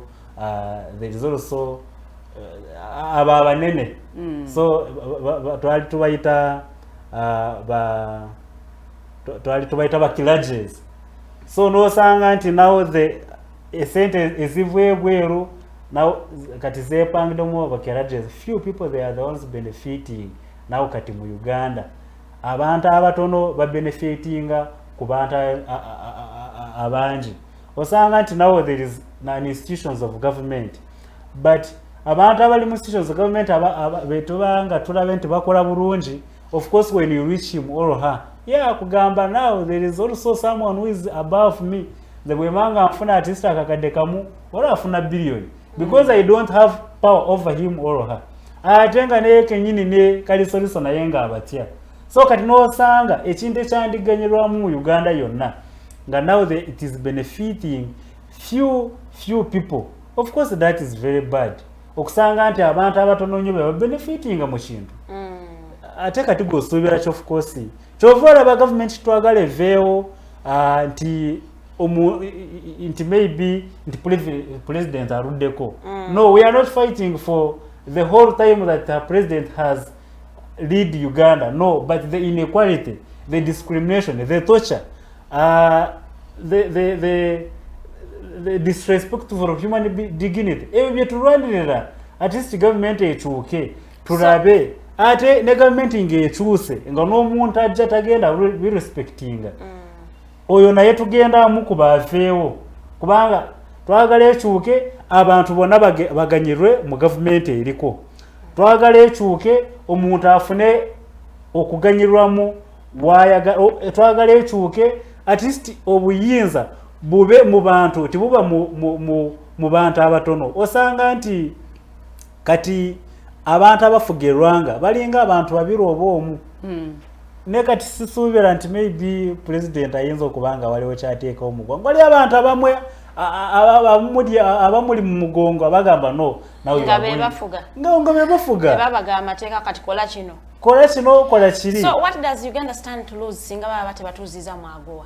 Of course Uganda egenda kuluzinga, first of all egenda kuluzinga market, egenda kuluzinga global market. Ebintu ebiyina okugenda ebweru tibijja kugendayo. Ng'eruziza market ebe eruzinga sente mpitirivu. Ate kati sente mpitirivu kye kigenda kubanga ekivudde mu kuluzinga akakatale ne sente ziva mu katale. Ekisooka kya byonna bw'obanga kati ogenda kugula engato egula emitwalo 10 ogenda agigula emitwalo 2. Bw'obanga ogenda kugula jerry ng'egula 15,000 you are going to buy it at 10,000. So kati osanga nti taxes omusoro gugenda kuba mungi kweyongera. Ate because gugenda kweyongera ba ezesente ze bandi bafunye mu AGOA bazifunye mu misoro gy'abantu bazifune mu bantu ate nga n'abantu kenyini tebalaba kiki kizikozeemu. So bw'olaba abantu bavaayo really ne bakusizinga government, this is going bad because omuntu arwana nnyo n'asasula omusoro amafuta geeyongera buli lukya. Kati sisuubira nti wakyaliwo ne boda ya 10, sisuubira nti wakyaliwo nge ebyali tulimu dda nze najja mu kibuga nga bantwalira ne 5 naye kati omuntu ku boda kenyini ne mu taxi nga oba ne 3. Yes, boda okuva ku mutawuni okugenda wane Machinde, I mean mu barracks Machinde zalinga 5 nali ndinyirawo 5 ku boda naye kati omuntu omugamba 5 nakugamba omujereze kuba amafuta babagajja Kenya wabane bagajja abantu wonna ne bagaleta mu Uganda ate kati narabye nti bagenda kugawa omuntu omu. So ninsanga nti omuntu of course akulinyisanga ye kenyine abatakyagadde naye wabula embeera conditions zizimuleetera okubanga ebintu birinnye. Omuntu tasobola kujja ekintu Kampala akigerayo ku mutwalo ate atuuke erukunjira kitundu omutwalo gumu. Of course aba ino kitundu ebiri transport gata mu biki naye afuneko because tukolera mu Ross tukolera mu kuganyirwamu. So bw'obanga okolera mu Ross of course oba tomanyi kyoyagala.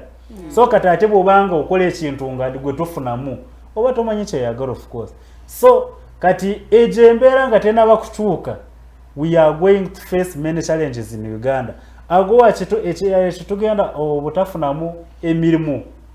There was employment opportunities, but also on employment opportunities there was also an exemption. Nga abantu abatono nnyo be bali baganyirwamu mu AGOA abantu abaliranye mu 7 be bali nze sobola kuva wano. So Uganda as a country tulina nnyo kye tufiiriddwa. As citizens Uganda as a country bayina kye bafiirirwa abantu abatono nnyo. Abantu abatono nnyo waliyo kye bafiirirwa ky'amaanyi kubanga oli bw'abanga ati mu AGOA abadde ajjamu akakadde k'ensimbi ata $1 omwezi tagenda kafuna. Wabula kyagenda kukola bagenda kunyigirizibwa bana ab'ekikuubo bana abantu ba wansi. Abantu kubanga n'abantu ba wansi AGOA babadde tebagimanyi, babadde tebamanyi nti n'AGOA gyeri because babadde tebamanyi AGOA ekola ki. Ne kati bakireese ne bagamba manya AGOA no nga omuntu takimanyi ati nga takimanyi nga ng'ogenda n'omunyonyola. Now this is it was a market that cuts across the globally nga tamanyi ki kibikola because yali wano wansi anoonya mmere ya leero tomunyumiza byadute free market yotomunyumiza byagwa kubanga takimanyi ate takibenefitingamu. Of course ekibadde kino ekyanamu summit ababadde bakibenefitingamu babadde batono nnyo. Twalabye sente ababadde bazewa sudiru nga sente z'okuwa omuntu sekinoomu nga baziyisa mu palamenti ng'ate eyo ate omuntu sekinoomu yabadde yeetaaga sente zaki yabadde yeetaaga sente za kuzimba eyo munyonyo munyonyo eyo gundi eyo conference gye baakola gye bazimba bagizimba kwedda kati ne batugamba nti Uganda has shares naye nze nkukakasa n'obwoba ng'ogenze ku record abantu abapangisawo aba gavumenti basasula omusolo kati ate nga gavumenti eyinamu shares so kati n'olaba nti now we are in jokes tuli mu muzanyo gavumenti abantu weyine shares oba oyina okupangisaawo definitely not so kati nze ndabira ddala nti ezo esente era nezagenze mu speak resort nazo ate just ndowooza bazisudde busuuzi obanga waliwo abantu kennyini abakirimu ekyo ekintu nti eno speak resort yasuddiru naye nga siyiye. Okay. So nga tuvudde kwagowa because of time tuddeko katono kunnaamu ne G77 summit eyakawunzikibwa ya plus China. What is Uganda benefiting from being the chairman or summit season ebiri? Well, Uganda as a whole is not benefiting. The ones that are benefiting, they are those on the chairman, they are those on the Honorable Adoni Ayewale. Those ones, the people that are benefiting. But Uganda as a whole, as me as a Ugandan, who is still paying a tax, who is still paying pay as you earn, who is still buying many things at a higher cost, si benefiting zemu. Walaba kenyini na benefitinga mu gana amakubo ge bakoze okugenda ku NAM summit. Gigenda okuyitibwa mu bana abanene abayina zi V8 kati gwe kenyini gwe bigere gwa boda bakugobyemu. So kati ekyamanyi Uganda kye yafunyemu mweno summit abana Uganda bawansi okunyigirizibwa because Uganda yatadde mu sente mpitirivu NAM summit okujja mu Uganda. Obategekedde future we would get something in the because Obukulembeze buno tubuliko for 3 years. Tubuliko for 3 years naye osubira otya nti ate kati aliko si agenda okugendako because aliko nga gwe tulaba nti muzanyi mu kisaawe obanga coach yeyagenze ate n'achuzinga ba referees. So kati go how are you sure that now the same person will not be on ballot or will not be the leader by 2026-31? So of course seraba kintu kyonna ekigenda kukyusa mu bukulembeze okujjako ng'abantu twekyaye now we say now this is enough tuveeyo tukusayizinga ebikolebwa tugambe ekimala these summits Uganda talina kyefunamu yadde. Absolutely not. Uganda yonga Uganda. Of course kati tuyina Uganda tuyina n'abantu tuyina Uganda as a whole and then we have the state. Kati ebintu byayawukanyemu nga bwolaba kati waliwo legislature waliwo executive nga waliwo ne judiciary naye ate ng'ebintu byo kati byafuuka bya muntu sekinoomu.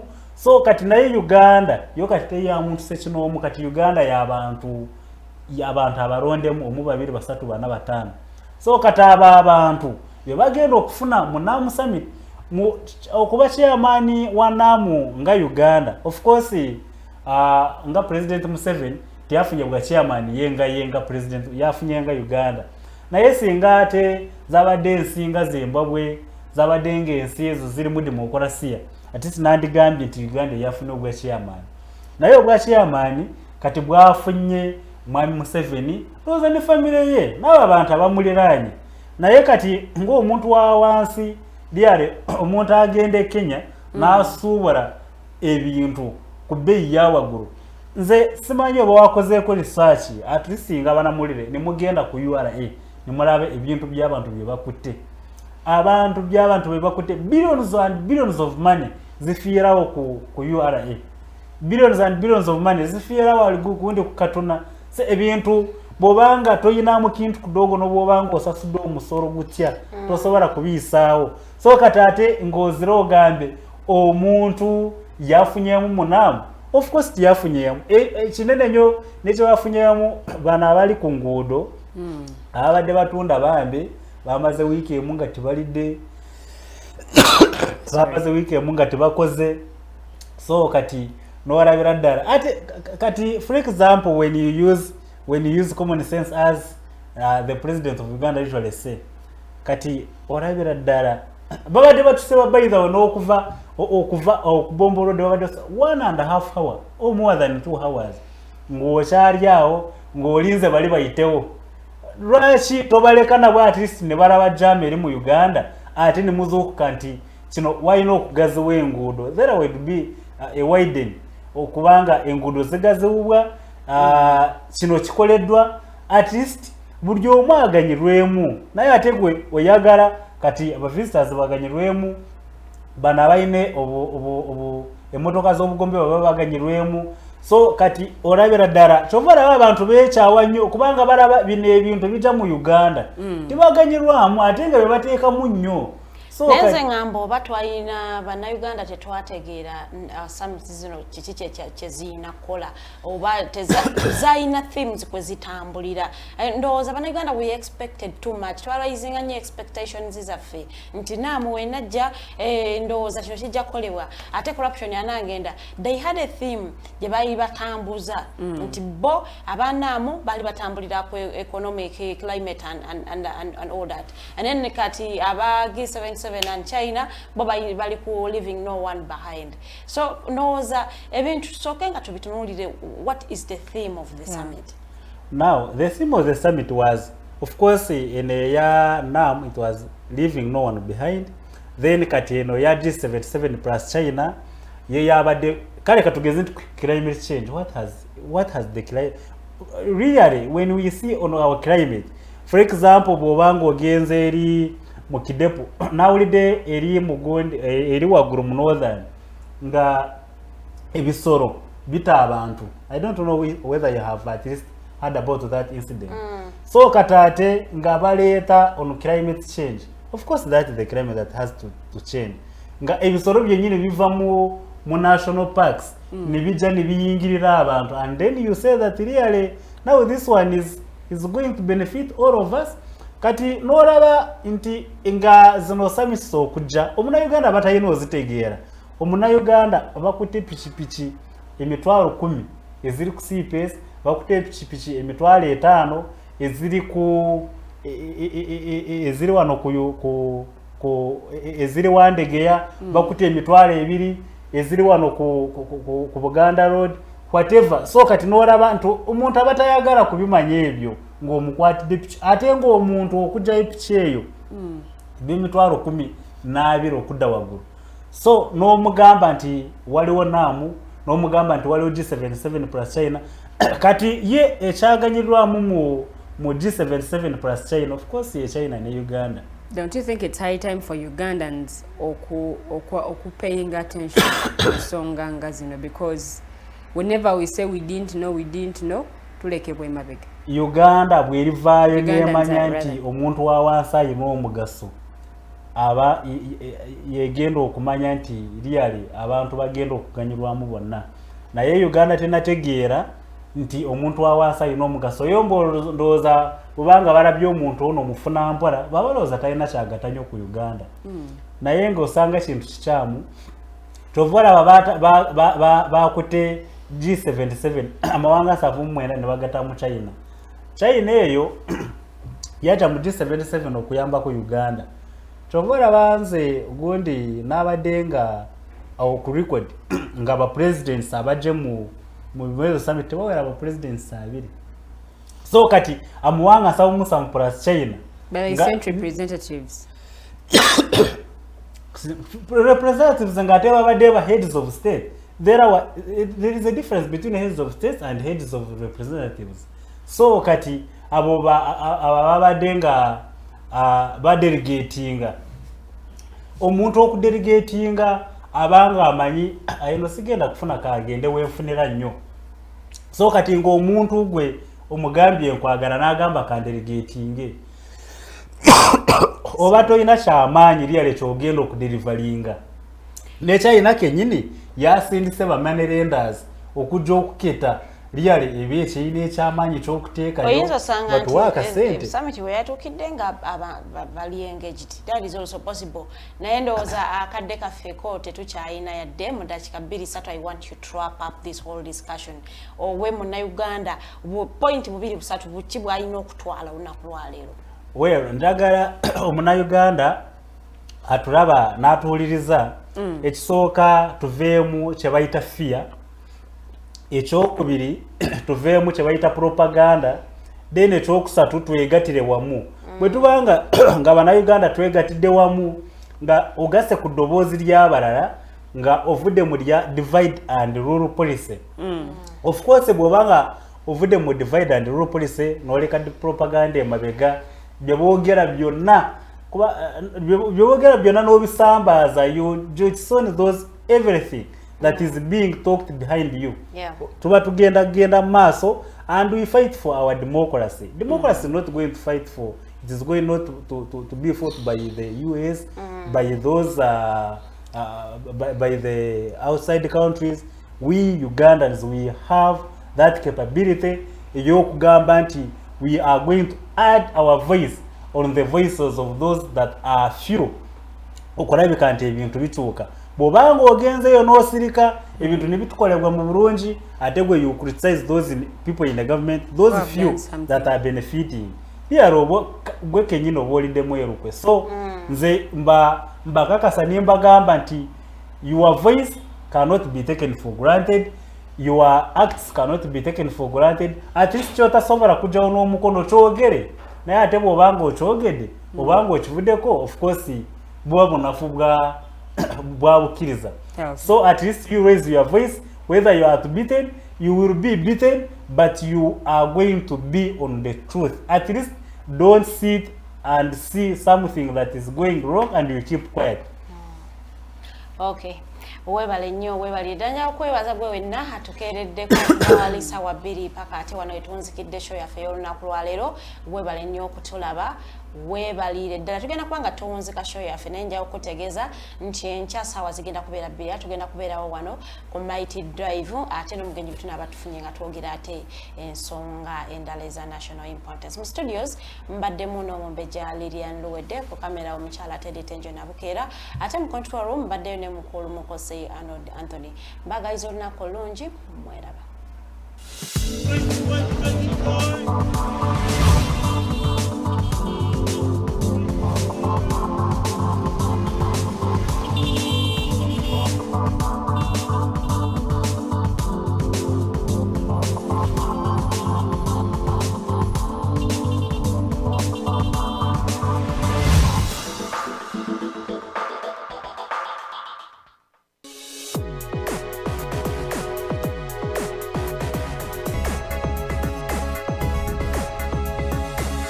The Alternative Dig Talk. Real issues, real talk.